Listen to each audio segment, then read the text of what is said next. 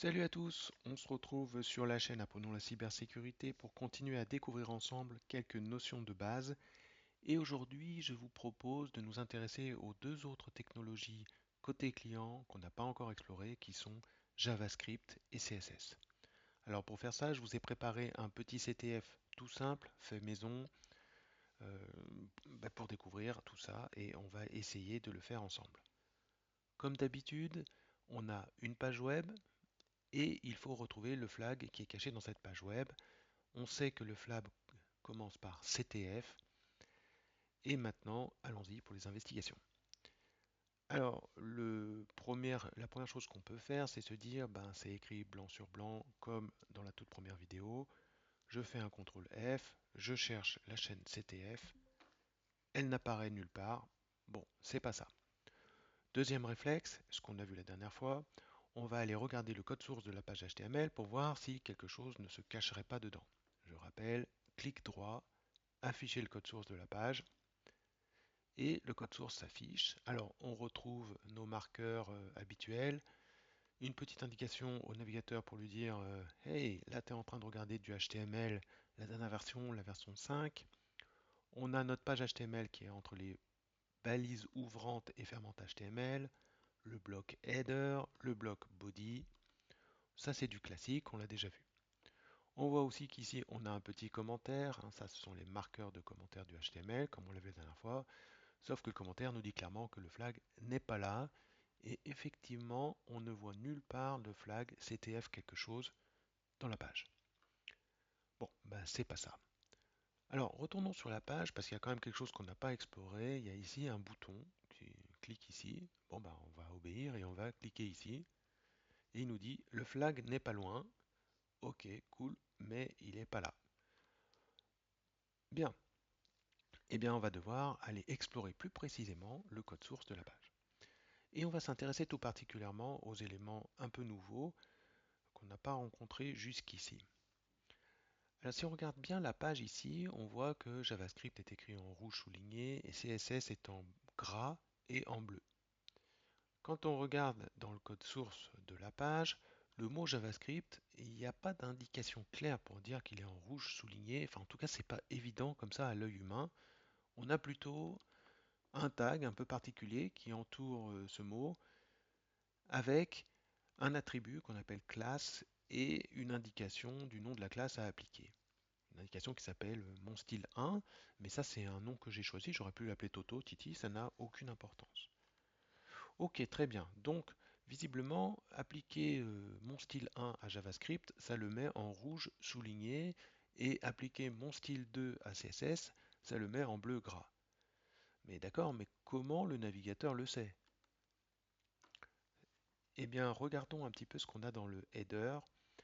On a des informations complémentaires ici, et on va commencer par s'intéresser à celle-là. On indique dans cette ligne au navigateur d'aller chercher une ressource supplémentaire, une ressource externe, qui est une style sheet. Style sheet, c'est-à-dire une feuille, sheet en anglais c'est feuille, une feuille qui va récapituler tout plein de styles à utiliser dans la page. Et c'est là qu'on va définir que mon style 1, ben, c'est du rouge souligné. Alors où elle est cette feuille de style? Elle est à un endroit, alors elle est dans le même répertoire que ma page web, et elle s'appelle style.css. L'extension CSS, ça veut dire Cascade Style Sheet, c'est-à-dire des feuilles de style en cascade, parce qu'on peut appliquer plusieurs styles, on peut les empiler. Eh bien, allons voir cette feuille de style. Je clique ici et il m'affiche la feuille de style. Les styles sont définis avec une syntaxe bien particulière. Donc là, le but, c'est pas de détailler la syntaxe des feuilles de style, c'est juste d'appréhender rapidement la notion de manière macroscopique. Donc on voit que ma feuille, elle est très simple, elle contient deux styles, mon style 1 et mon style 2. Bon, on s'y attendait, hein, c'est les deux styles qui sont utilisés ici. Et pour chacun de ces styles, on précise un ensemble d'attributs. Alors, le nom des attributs ainsi que les valeurs des attributs ne sont pas libres. Ils doivent respecter bien sûr la syntaxe de CSS. Sinon, le navigateur ne va pas s'y retrouver. Et si ici je marque couleur au lieu de color, il ne saura jamais qu'en fait, il parle de la couleur. Donc il faut respecter la syntaxe et les mots-clés de CSS.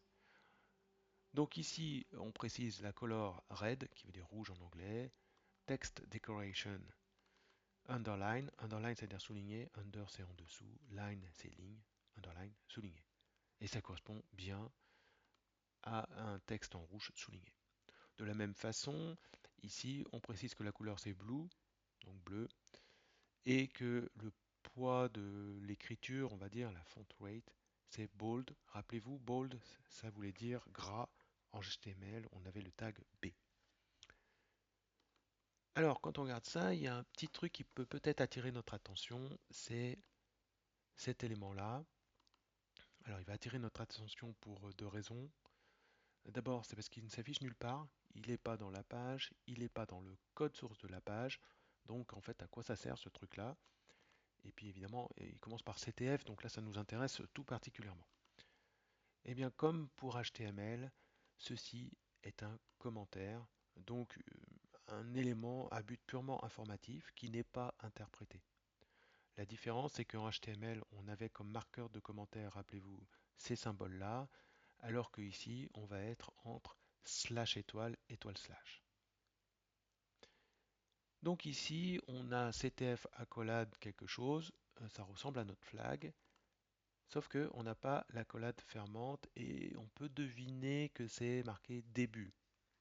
Ah, toujours avec cette combinaison de lettres minuscules, majuscules et de chiffres. Donc ce qu'on va faire, c'est qu'on va peut-être copier notre premier morceau de flag dans un fichier texte et on ira ensuite le compléter avec la fin du flag, mais il faut encore qu'on le retrouve. Alors je vais vous montrer la feuille de style, mais cette fois-ci dans mon éditeur préféré Notepad++. Voilà. Et là, vous voyez qu'avec la colorisation, c'est beaucoup plus évident de voir le nom des styles, de voir les attributs et les valeurs des attributs, et aussi de voir le commentaire qui, de façon assez standardisée, ressort en vert. Voilà, donc c'est pour ça que je vous recommande vraiment Notepad++, qui est un très bon outil. Je retourne sur le code source de ma page et je pars à la recherche de la deuxième partie, du deuxième morceau de mon flag. Alors, qu'est-ce qui est nouveau ici encore? Eh bien, c'est cette partie-là, cette partie button. Je vous rappelle, ici dans la page, on avait un bouton. Quand on clique dessus, on affiche le flag n'est pas loin. Et le bouton s'appelle clique ici. On a bien ici le clic ici, la définition du bouton, donc pas de problème. Ce tag-là, button, c'est ça qui pilote l'affichage du bouton. Alors, regardons de plus près, qu'est-ce qui se passe? Ben, un bouton, ce qui est intéressant pour lui, c'est de savoir quand on clique dessus. C'est-à-dire, il faut capter l'événement onClick. C'est justement ce qu'on fait là dans cet attribut. Donc, dans l'attribut onClick, on lui dit, si jamais quelqu'un clique sur le bouton, tu dois faire le traitement qui s'appelle afficher message. Ça, c'est un traitement, on peut appeler ça aussi une fonction. C'est une fonction JavaScript. Alors, très bien, mais le problème, c'est que là, c'est pas clair ce que fait ce traitement. Moi, j'aimerais bien voir quelles sont les instructions détaillées du traitement. Je sais que quand je clique, ça affiche cette petite page avec le flag n'est pas loin, mais c'est tout. Alors, comme tout à l'heure, on va aller regarder dans le header les ressources externes qui sont ajoutées dans la page. Et ici, on indique clairement au navigateur qu'il aura besoin d'un script, donc un script écrit dans le langage de programmation JavaScript, qui s'appelle javascript.js. Eh bien, allons voir ce que contient ce fichier javascript.js. Je l'ouvre donc. Alors, il contient la fonction, hein, comme je vous disais tout à l'heure, un traitement, on peut l'appeler une fonction, c'est un ensemble d'instructions qui s'appelle afficher message. Ah bah ça tombe bien, hein, c'est justement ce qu'on appelle ici. Quel hasard, n'est-ce pas? Et qui fait tout ça. Alors vous remarquez tout de suite qu'ici on retrouve la syntaxe de commentaire qu'on avait vu dans les CSS avec slash étoile étoile slash. En plus, ça c'est un message en français, donc c'est clairement pas quelque chose que le JavaScript sait interpréter. C'est normal, c'est juste un commentaire. Ici, pourquoi on utilise étoile, enfin slash étoile, étoile slash, c'est pour faire un commentaire sur plusieurs lignes.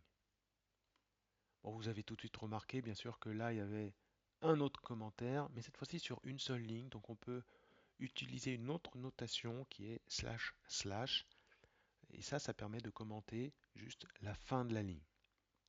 Et puis quand même, ce qui va nous intéresser, c'est le traitement. Qu'est-ce que ça fait? Alors, ça appelle une fonction particulière qui s'appelle alert, qui cette fois-ci est une fonction connue de JavaScript. La fonction alert, elle sait créer cette petite page, cette petite pop-up, elle sait écrire cette page indique, elle sait créer le bouton avec cette apparence, et elle sait que quand je clique dessus, elle doit fermer la page. Par contre, ce que la fonction alert ne sait pas, c'est qu'est-ce qu'elle doit afficher ici. C'est pour ça que quand on appelle la fonction alert, on lui passe en paramètre, donc entre parenthèses, ce qu'elle doit afficher. Alors évidemment en JavaScript on peut faire des traitements 1000 fois plus élaborés que ça, tout un tas de calculs, et on verra, il y a des CTF où il va falloir analyser du code JavaScript, même sans être un développeur avancé, on peut comprendre, parfois c'est pas si compliqué que ça. Donc là le but c'était juste d'introduire la notion de JavaScript et de montrer qu'on peut coupler avec ce langage de balisage qui est le HTML un vrai langage de programmation pour faire des vrais traitements complexes. Bon, ici on a trouvé un morceau qui ressemble à la fin du flag, d'ailleurs F1N, ça fait penser à fin, et on a la collade fermante. Si je copie ça et que je retourne dans mon fichier de tout à l'heure, je le colle et voilà, j'ai mon flag, j'ai gagné, je suis content. Voilà. Alors, pour conclure, on va rappeler un petit peu ce qu'on a vu là sur les deux dernières vidéos. On a exploré un petit peu, on a fait un tour d'horizon des trois principales technologies web côté client. Côté client, ça veut dire qui s'exécute dans votre navigateur, par opposition à côté serveur, qui s'exécute quelque part sur un serveur pour fabriquer votre page, puis pour vous l'envoyer. Ces trois technologies, donc c'est le HTML, Hypertext Markup Language. Je rappelle que ce sont que des balises qui sont là pour donner des informations au navigateur sur comment il doit afficher les données qui sont contenues dans le code source de la page web, mais on ne peut pas faire de traitement au sens d'un vrai langage de programmation. Et pour rappel, on avait vu que les commentaires se mettaient entre ces éléments-là. On a vu ensuite le JavaScript, qui lui est un vrai langage de programmation, qui s'exécute dans le navigateur et qui permet de faire tout un tas de traitements passionnants qu'on verra plus tard. Les commentaires en JavaScript, alors soit slash slash pour commenter juste la fin d'une ligne, soit étoile slash, pardon, slash étoile et étoile slash si on veut faire un commentaire sur plusieurs lignes. Alors ça, ces marqueurs de commentaires, on va les retrouver dans plusieurs langages de programmation. C'est assez classique. Et enfin, on a les CSS, donc les cascades style sheet, qui permettent de définir des styles assez élaborés. On peut faire vraiment beaucoup de choses. On peut même faire des dessins, on peut dessiner des cercles, des choses. Quand on maîtrise le CSS, on peut faire des trucs très très jolis. Donc je vous invite à creuser par vous-même tout ça, à vous faire votre petite page web et à essayer des trucs pour vous amuser. Bon, on peut aussi mettre des commentaires dans les CSS entre slash étoile et étoile slash. Voilà, bah on a fini cette petite introduction très basique aux technologies de base côté web. J'espère que ça vous a donné un aperçu et un éclaircissement qui sera utile pour la suite. Et surtout que ça vous aura donné envie de continuer avec moi à explorer plus profondément d'autres notions. Donc j'espère que ça vous a plu. N'hésitez pas à laisser un commentaire et à vous abonner si vous le souhaitez. On se retrouve bientôt pour une prochaine vidéo. Portez-vous bien et vive la cyber. Allez, salut!